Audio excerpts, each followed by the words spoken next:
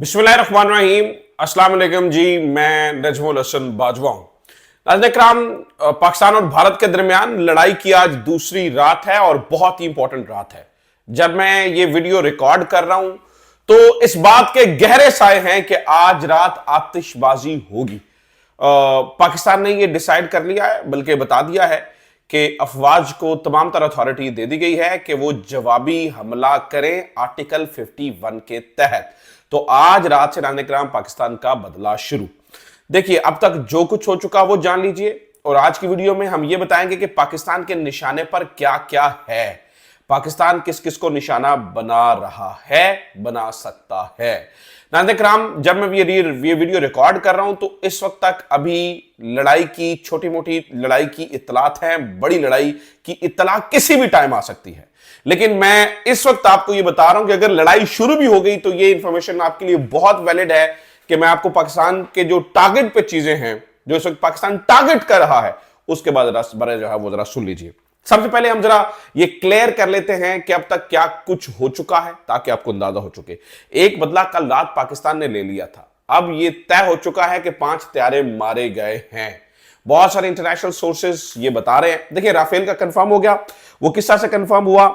जो French intelligence agency है उन्होंने सीएनएन को बता दिया कि भाई हमारा एक राफेल गिर चुका है।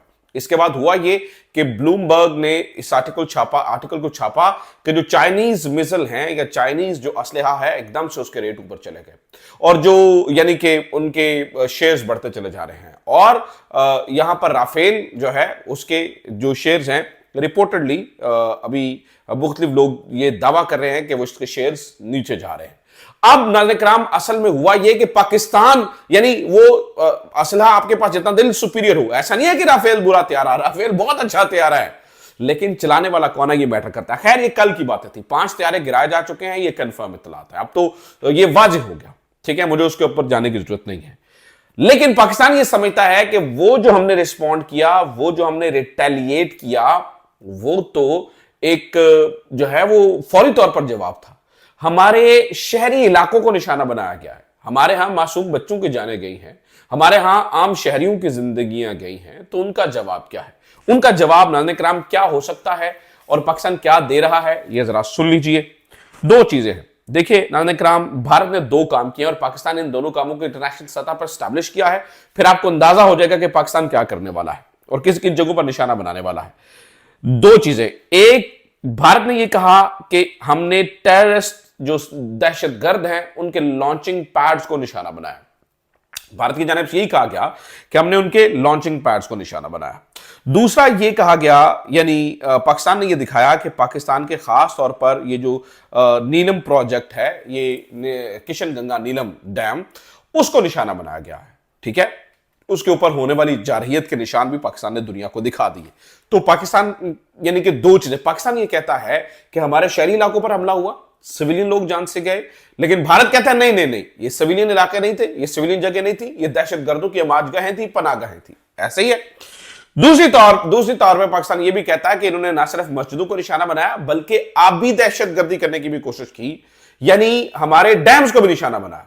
अब नाज़रीन जरा सुन लीजिए कि हो क्या रहा है। पाकिस्तान के अंदर ये बहुत ज्यादा इस वक्त पाकिस्तान इमाम के अंदर गम और गुस्सा पाया जा रहा है कि आप भी वैसे ही जवाब दीजिए।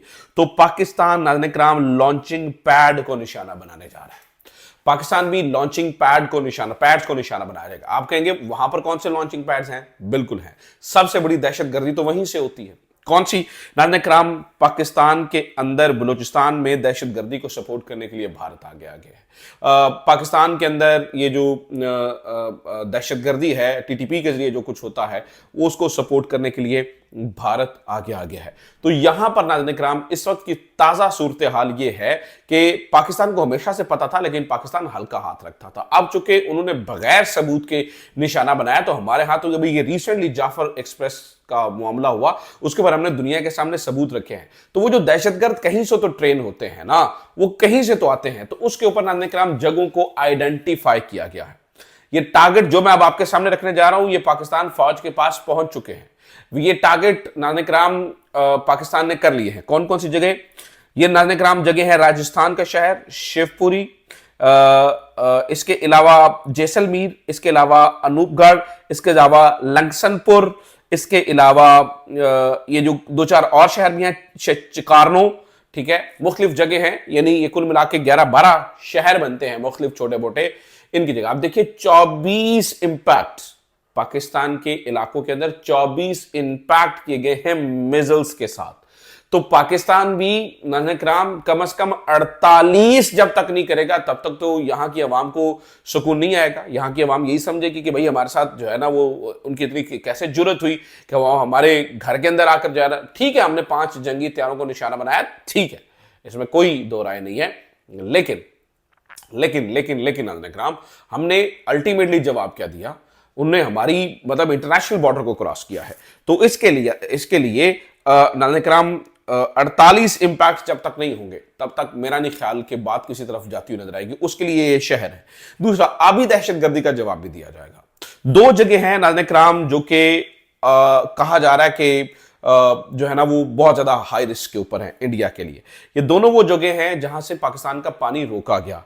एक ये बगलियार डैम है नाज़रीन, यहां पर 87,000 क्यूसिक रेला जाता था और 10,000 रह गया, 77,000 क्यूसिक रेला रोका गया है। और दूसरा सलालम डैम है, ये भी मकबूजा जम्मू कश्मीर में है। ये दोनों डैम्स के अंदर पाकिस्तान का पानी चनाब नदी के अंदर आने वाले पानी को रोका गया है। एन मुमकिन है कि इन दोनों डैम्स को निशाना बनाया जाए, इनके दरवाजों को निशाना बनाया जाए और इनके दरवाजों को तोड़ा जाए, जिससे ये जो पानी है वो पाकिस्तान में दोबारा दाखिल हो जाए। गो कि एक रिस्की बात है, बहुत ही रिस्की बात है। मैं ये नहीं कहूंगा कि 100% पाकिस्तान आर्मी यही करने वाली है, लेकिन ये खास तौर पर इस बारे में, डैम्स के बारे में तो एक पब्लिक आर्गूमेंट, एक पब्लिक सेंटिमेंट है कि आप भी निशाना बनाइए, ठीक है, आप भी उनके घर में घुसकर उनको वहां पर तकलीफ पहुंचाइए जहां पर तकलीफ होती है। तो नाज़रीन अब पाकिस्तान क्या कर सकता है? देखिए नाज़रीन, कल उन्होंने जब चीजें की तो पाकिस्तान ने उनके जहाजों को उनकी एयर स्पेस के अंदर मारा है। उनके जहाजों को उनकी एयर स्पेस के अंदर मारा है। जब पाकिस्तानी मिसाइल्स PL-15 उनकी एयर स्पेस के अंदर दाखिल हुए तो S-400 उनको इंटरसेप्ट करने में नाकाम रहा है। ये बहुत इंपॉर्टेंट बात मैं आपको बता रहा हूं। कल S-400 उनको इंटरसेप्ट करने में नाकाम रहा है। अगर वो इंटरसेप्ट नहीं हो सके और उनके जहाज मारे गए हैं तो उसका मतलब है पाकिस्तान ने कल उनके जब ब्रिगेड हेडक्वार्टर तबाह किया और मुख्तलिफ जगह जहां पर जो है ना वो उसकी फुटेजेस भी आज DGSPR ने दिखा दी, तो आज भी मुख्तलिफ जगहों को टारगेट किया जा सकता है, ठीक है। तो ये सारा कुछ जो है वो नोट पे है। रात किसी भी टाइम आतिशबाजी शुरू हो जाएगी और ये आतिशबाजी चलती रहेगी। अब तक हमें मालूम क्या है? हमें मालूम यह है नाज़रीन, तमाम इंटरनेशनल ऑब्जर्वर्स जो जिनकी नजर होती है दुनिया भर में कहीं भी डिफेंस रिलेटेड मामलात होते हैं, वो ये पूछ रहे हैं कि इंडियन एयरफोर्स क्या कर रही है। इंडियन एयरफोर्स ने एक पहली बार राफेल